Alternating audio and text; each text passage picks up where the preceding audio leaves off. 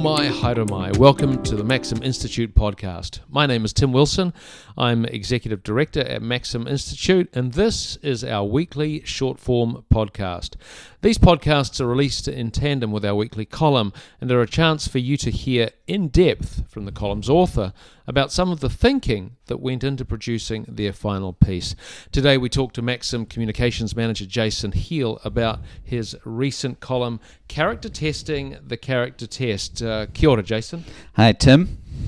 Democracy is not a spectator sport, US filmmaker Michael Moore says. It's a participatory event.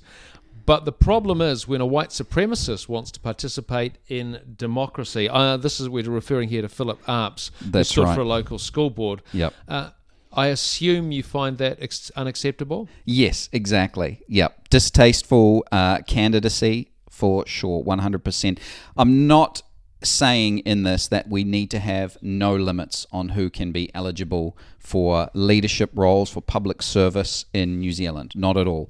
I think there's nuance and there's a fine line to it. There needs to be limits on it, but if you impose too many limits on who can, not who can participate, but who can represent, who can be elected, then you do create a de facto character test by way of narrowing the criteria so much that only certain people are eligible. Well, only a certain, the kind of person who looks like you or me. Exactly. And what we agree on exactly. is eligible to stand. So what are the problems inherent in the notion of a character test? Because some would say, oh, we need good character.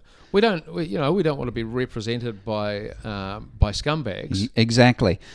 The questions, though, that follow we need a character test is who decides what constitutes good character. Is it you? Is it me? Is it someone else?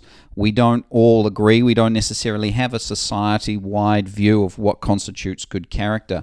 What do we take into account when thinking about good character? Is it just criminal convictions? Is it other adherence to societal norms or a particular moral stance on an issue?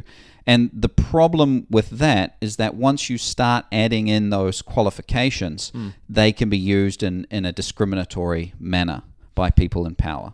Yeah, because you note some information or a report by the Administration and Cost of Elections Electoral Knowledge Network from the UN talking about that. Can you unpack that a bit for me? Yeah, so they warn that the imposition of too many requirements always carries the risk of creating legislatures or other elected bodies dominated by an unrepresentative elite. So the danger is that the people in charge are not representing the people that they purport to represent, or they're out of touch with the people that they purport to represent. And therefore, democracy doesn't work. Then it's not democracy anymore. To go back to Michael Moore, pardon me, not Mike Moore. Mike Moore, no.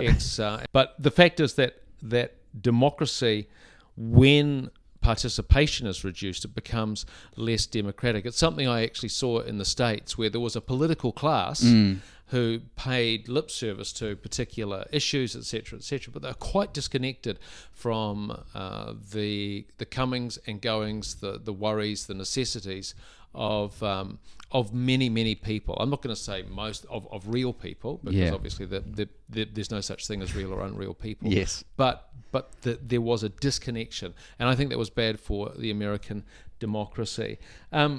You say here that when it came down to it, though, democracy actually worked in the Arps case. That's right. I think that's a big takeaway from that case. He was allowed to stand. He put forward his candidacy, and people voted. He got 25 votes out of 1,000, so 2% of the votes, and he was just, discounted 100 votes less than the next nearest candidate. So by far, democracy works. People sift.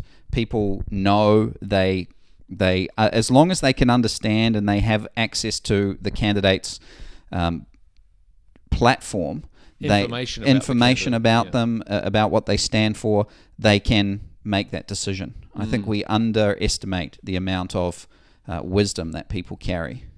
And interesting that those people, for example, who would be saying, "Oh, we need to give democracy a bit of a hand," they are actually hindering democracy, because it works. What you're saying is it works quite well as long as information's allowed to flow freely. Sure, you can have objectionable people on some level standing, but if you reduce the number of people standing, then you get a problem. That's right. You get this unrepresentative elite. You get the few. You can vote for anyone you want as long as they're the people we say you can vote for. As long as they're people who look and sound like you and me. Exactly. Jason. That's right. I got no problem with those people.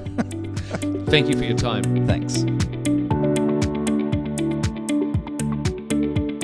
And now, let's hear from Jason as he reads his column. Democracy is not a spectator sport, US filmmaker Michael Moore once observed. It is a participatory event. But who exactly should participate? And for what purposes? This is being debated at many levels in Aotearoa, New Zealand right now. Why? White supremacist Philip Arps, who's done prison time for sharing Christchurch massacre footage on social media, put his name forward for election to the school board at Te Arati College in Christchurch. There were calls to remove him from the list or to change the rules so that he would be ineligible. Arps's very distasteful candidacy coincided with local body candidates standing with visible or concealed links to Voices for Freedom, a group against vaccine mandates. Anti-misinformation organisation Fact Aotearoa identified around 5% of the candidates they, quote, had concerns about. Eligibility rules do exist, but they're baggy. Arps's jail time of 21 months was outside the 2 years that disqualifies him from standing. The criteria at the moment in this particular instance seems to fall woefully short of what the general population would expect, the Secondary Principals Association President Vaughan Cooley told RNZ. Yet tightening these strictures creates a de facto character test for prospective representatives. Questions quickly follow. Who decides what constitutes good character? How? What do we take into account? No one wants an Arps in charge, but whom might we be disqualifying? The debate isn't new. The Administration and Cost of Elections Electoral Knowledge Network, launched at the UN in 1998, has some suggestions for candidate criteria. These include the fundamental rights of all citizens, citizenship, being of age, and being in full possession of civil and political rights. They suggest that you may include other criteria, such as allegiance to certain societal norms or moral aptitude. However, they caution that any qualification, especially those based on moral aptitude and allegiance to societal norms, can be used in a discriminatory manner. They also suggest that these rules may have the opposite effect and exclude many people who would be willing and able to stand. They warn, in general, the imposition of too many requirements always carries with it the risk of creating legislatures or other elected bodies that are dominated by an unrepresentative elite. So here's a character test, of sorts. For any proposed character test, ask yourself, would I be happy with my ideological opposite wielding this power?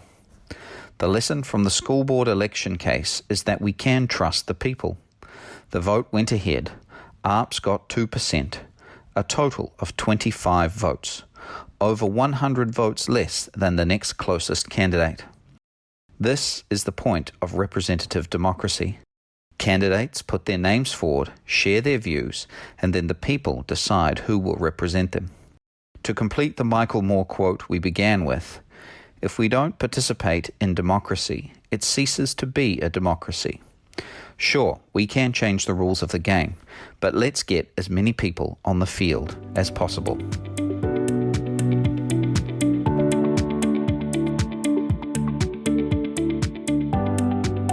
Thanks for listening to the Maxim Institute podcast.